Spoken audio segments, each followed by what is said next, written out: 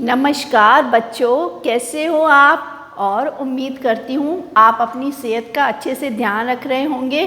समय पर आप नाश्ता ले रहे होंगे, अच्छे से अपना नरिशमेंट ले रहे होंगे, है ना। अच्छा नरिश्ड फूड आपको लेना है और बाहर तो आपको नहीं निकलना है, घर पर रह के ही आपको अपने कामों में व्यस्त रहना है। ठीक है, तो आपने लास्ट वीडियो देखा हमारा, क्या था वो? यस, आदमी की पहचान।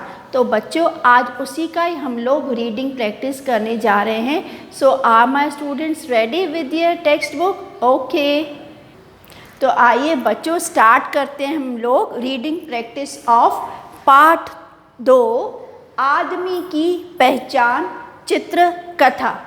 आप साथ साथ में बच्चों मेरे साथ दोहराएंगे ताकि आपको सही उच्चारण का पता चल सके। एक बार नसरुद्दीन साहब घर पर आराम कर रहे थे, तभी उनका सेवक आया और बोला, साहब दरवाजे पर कोई आदमी आया था। वह कौन था? क्या मैं उसे जानता हूँ? आप फिंगर रखेंगे मेरी तरह और ऐसे लाइन में पढ़ते जाएंगे, ठीक है, तो आपको सही स्पेलिंग भी पता चलेगी। सेवक ने अपने दिमाग पर जोर डाला और बोला, नहीं साहब, पहले तो उस आदमी को कभी नहीं देखा, लेकिन हाँ, वह आपके लिए यह चिट्ठी दे गया है। चिट्ठी पढ़कर नसरुद्दीन साहब बोले, नगर के एक धनी और इज्जतदार आदमी ने अपने यहाँ मुझे किसी कार्यक्रम में बुलाया है। जहाँ कहीं भी आपको कठिन शब्द लगते हैं, you have to underline and you have to write in your notebook. यह तो बहुत खुशी की बात है साहब। नसरुद्दीन साहब ने सेवक के हाथ से चिट्ठी ली। आइए चलते हैं नेक्स्ट पेज की ओर, यानी कि page number 14। Okay, let's start. फिर नसरुद्दीन साहब गहरी सोच में पड़ गए और बोले, भाई मेरे पास तो ऐसे कपड़े ही नहीं हैं जो मैं उस बड़े से कार्यक्रम में पहन सकूं। मुझे नए कपड़े सिलवाने होंगे। साहब मैं अभी दर्जी को बुलाकर लाता हूँ।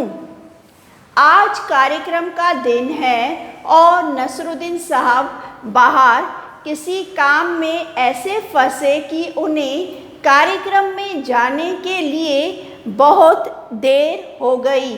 उन्होंने सोचा, क्यों न इन्हीं कपड़ों में कार्यक्रम में चला जाऊं। यदि नए कपड़े पहनने के लिए घर गया तो और देर हो जाएगी।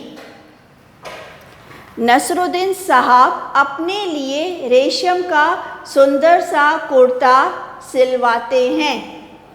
वे साधारण कपड़ों में ही कार्यक्रम के लिए निकल पड़े। Next paragraph. नसरुद्दीन साहब कार्यक्रम में पहुँचे और उस धनी आदमी से मिले जिसने कार्यक्रम में आने के लिए चिट्ठी भेजी थी। नमस्कार साहब, कैसे हैं आप? धनी आदमी की नज़रें सीधा नसरुद्दीन के साधारण कपड़ों पर गई। उसने सोचा कि शायद कोई निर्धन व्यक्ति है, तभी ऐसे कपड़े पहनकर यहाँ आ गया है। उसने नसरुद्दीन को अनदेखा कर दिया। कार्यक्रम में दूर दूर से राजा महाराजा आए थे, जो महंगे कपड़ों में अलग ही चमक रहे थे। वहाँ खूब रौनक थी, पर किसी ने भी नसरुद्दीन साहब को नहीं पहचाना। Next page, page number 15। Nasiruddin साहब बड़े दुखी हुए और वापस अपने घर लौट आए।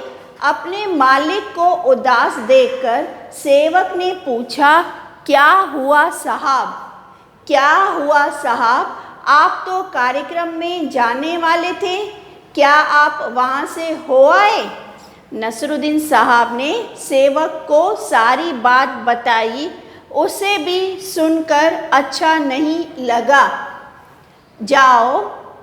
नसरुद्दीन सेवक को नए कुर्ते का डिब्बा और एक चिट्ठी देकर बोले, जाओ इस डिब्बे और चिट्ठी को उस धनी आदमी को दे आओ। धनी आदमी को दे आओ। फिर नेक्स्ट पैराग्राफ में है, सेवक उस पते पर पहुंचा जहां कार्यक्रम चल रहा था। वह धनी आदमी को डिब्बा और चिट्ठी देते हुए बोला, ये डिब्बा हमारे साहब नसरुद्दीन ने आपके लिए भिजवाया है और साथ में यह चिट्ठी भी। धनी आदमी ने जब डिब्बे को खोला तो उसमें नए कुर्ते को देखकर कुछ समझ नहीं पाया। अब उसने चिट्ठी पढ़ी जिसमें लिखा था, जब मैं आपसे कार्यक्रम में मिला तो आपने मुझे पहचाना नहीं, क्योंकि मैंने पुराने व सस्ते कपड़े पहने थे। अब मैं समझ गया हूँ कि आपने मुझे नहीं बल्कि मेरे महंगे कपड़ों को कार्यक्रम में बुलाया था। यह कुर्ता नया व महंगा है, इससे इज्जत दीजिए।